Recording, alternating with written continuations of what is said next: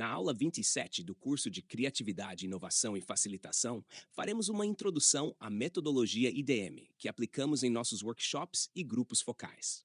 Conforme apresentado na aula 20, para cada workshop, o facilitador pode definir a metodologia, as ferramentas e os tipos de pensamento que pretende estimular.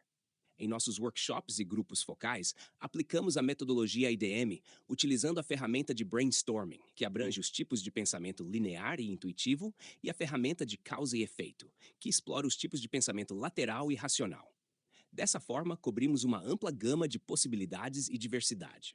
A metodologia IDM segue 4 etapas: situação atual, objetivo, questões-chave e ações concretas. Essas 4 etapas são intuitivas.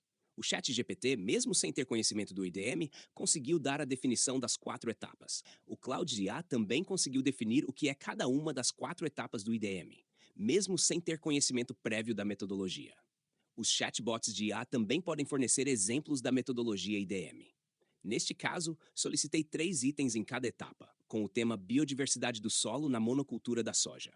Aqui temos as 3 últimas etapas. O objetivo pode ser a saúde do solo, a questão-chave pode ser práticas regenerativas e a ação concreta pode ser o uso de biofertilizantes.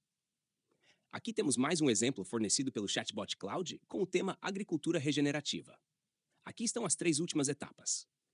Lembrando que o IDM é um processo criativo e decisório, e o conteúdo pode mudar drasticamente dependendo do grupo focal.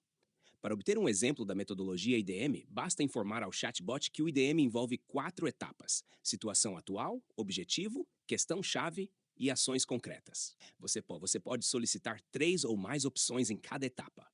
Para um exemplo mais relevante, forneça um tema ou desafio real que você está enfrentando no momento. Encerramos a aula 27 do curso de Criatividade, Inovação e Facilitação. Nesta aula, começamos a apresentar a metodologia IDM, que aplicamos há mais de 30 anos em nossos workshops e grupos focais. A metodologia IDM segue 4 etapas intuitivas.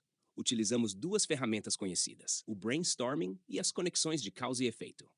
Com elas, exploramos ao máximo o potencial da nossa mente, integrando o pensamento lateral, linear, racional e intuitivo.